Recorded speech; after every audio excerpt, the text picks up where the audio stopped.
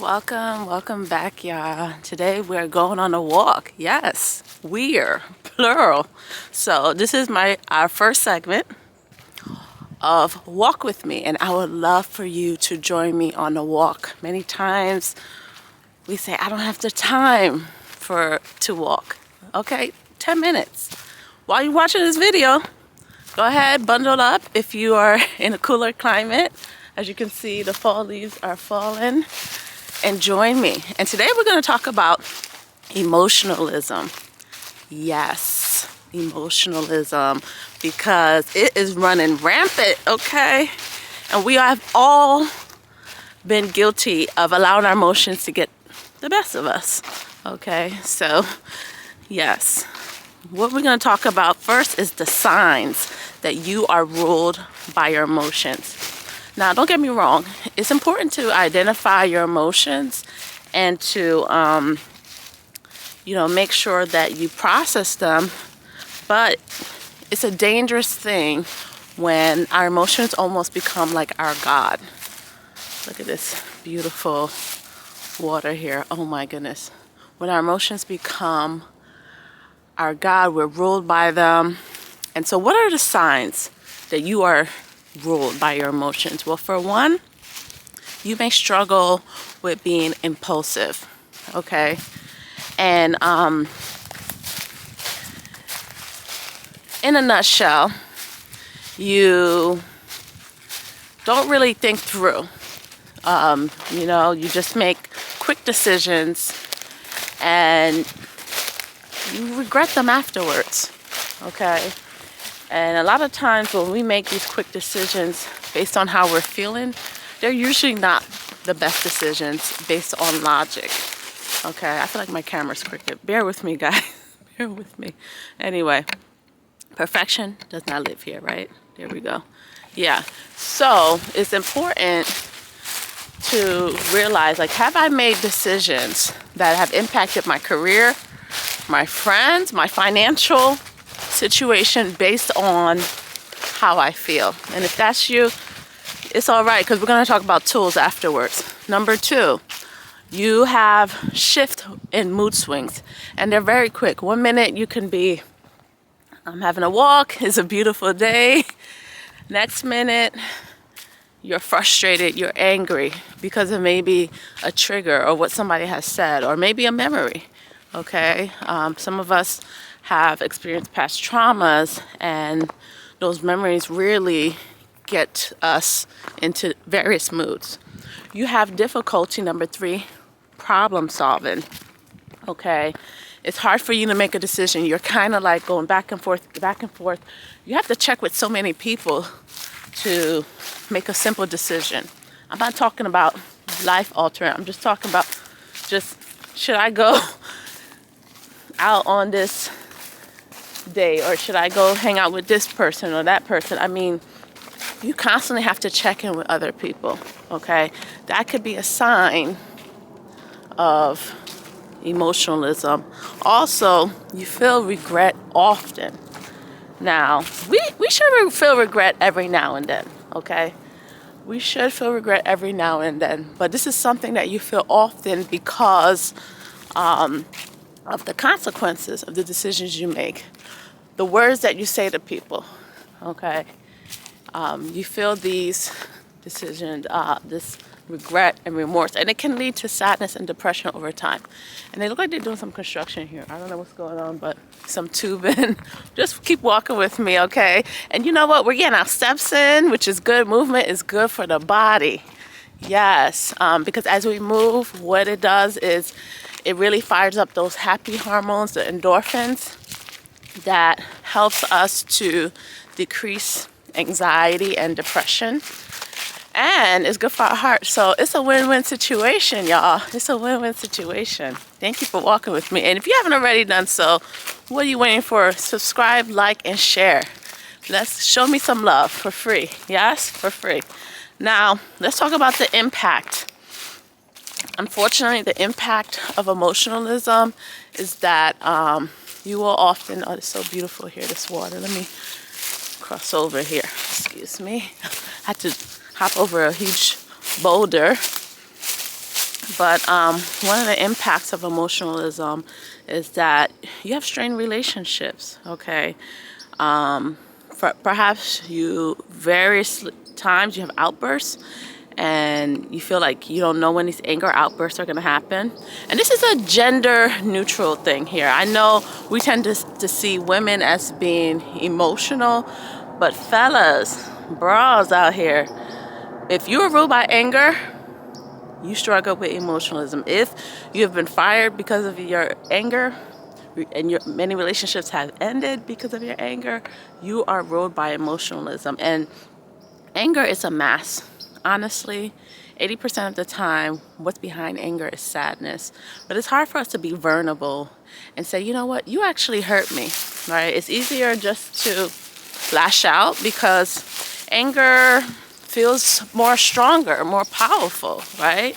And so it's easier to lash out in anger than to be vulnerable, right? And sometimes we have to be like little children, like, you straight up hurt my feelings, okay, period. So let's go back to more impact. Another consequence is personal setbacks.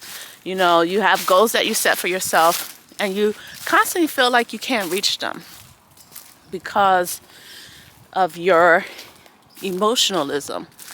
You, in a sense, sabotage your progress, because guess what?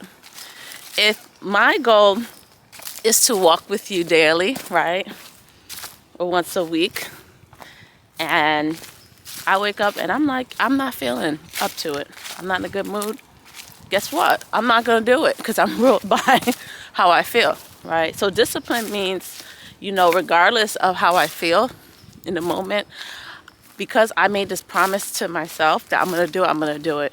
And so we have broken promises, not just to other people, but to ourselves. And I know if that's you, no shade, right? But I know you're tired of it. You want to stop breaking promises to yourself. You want to stop it. And so that's why you're here. All right. So what else? That's pretty much the impact. We're going to talk about now the tools and tips, okay? How can we break out of it? Now we know what the issue is. We know the impact, but how can we heal, all right? And really take our lives back. Well, for one, journaling. And I will place a link to one of my videos on how to journal using the cognitive behavioral therapy prompts. Because journaling gives you a bird's eye view of your life. It allows you to take a step back and see how all the pieces are moving. Sometimes our brains, our minds are so cluttered with emotions, with thoughts, that it's hard to step back. And so these prompts will help you do that. And it will also help you not only identify your thoughts and feelings, but challenge them. You know, asking yourself questions like, is there any evidence to support these thoughts? Or is there any evidence to contradict these thoughts, right? And I'm talking about current evidence, not evidence based on the past fears, past traumas, or future forecasting, anxiety, and how we future forecast by thinking of catastrophic thoughts. We're not doing that here, okay? And so these journal prompts will help you. You can use a digital journal, like I like to do myself, or you can really just get into just old school way, get a notebook, okay? Don't make it complicated. You can use voice notes. You can even do an audio journal. Hit record using your phone and just talking like how we're talking. Act like you're talking to me. Hey, Jenny, this was my day. If you have headsets on, nobody will think you're crazy. Now, if you did that back in the 80s, okay?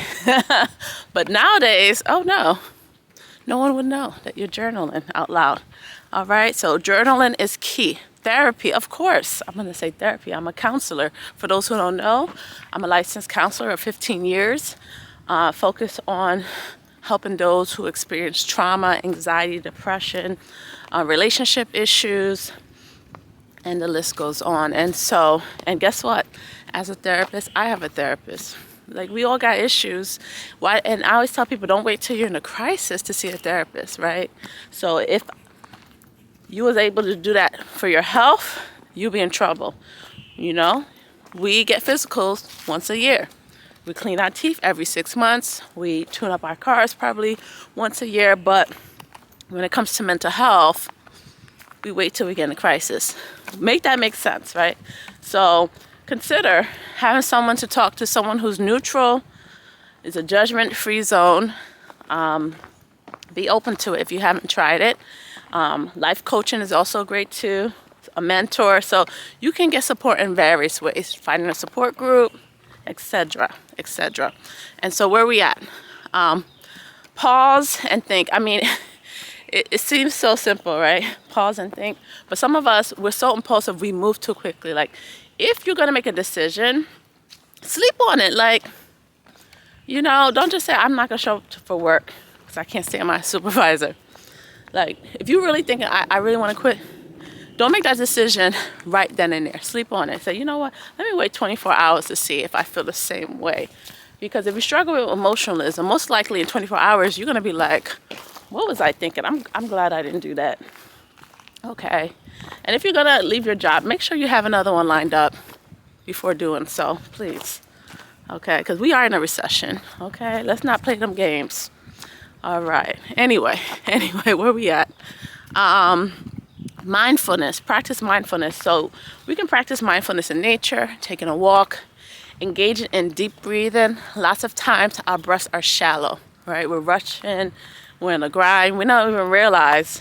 This is why sleep is so restorative. We tend to breathe more deeply in sleep. So really breathe from your belly, not from your chest. And so take moments, touch your stomach, inhale, hold for 2 seconds, and then release. Let's try again. Inhale from your nose, hold for 2, and release. There you go, there you go. So practice that.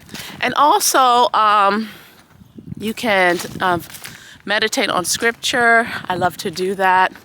The last tip is consequence visualization. Okay, if I can talk this morning. Think about, visualize, if I do A, B, and C, what my life will look like in 5 years. Slow down and really think it through. Think it through. And hopefully that will help you to, you know what? Let me pause on that. So I hope these tips were helpful for you. If so, comment on what you're going to take away. Again, here comes the train. Make sure to like, subscribe, share this video with a friend. I found out only 50% of my viewers are subscribed. So let's go ahead and build that number up. Show YouTube that this information is valuable. As always, much love. And I can't wait for you to join me on the next walk. Also, every Thursday is our live podcast where we talk about an issue. And we talked about, in our last podcast, about seasonal depression. So if you missed it, I'm going to link the video somewhere here. But check it out, because that can be tough as the weather changes. If you live in a cooler climate and we spend more time indoors, it can be tough towards our mental. So check out those tools to help you. And thanks for watching. Bye-bye.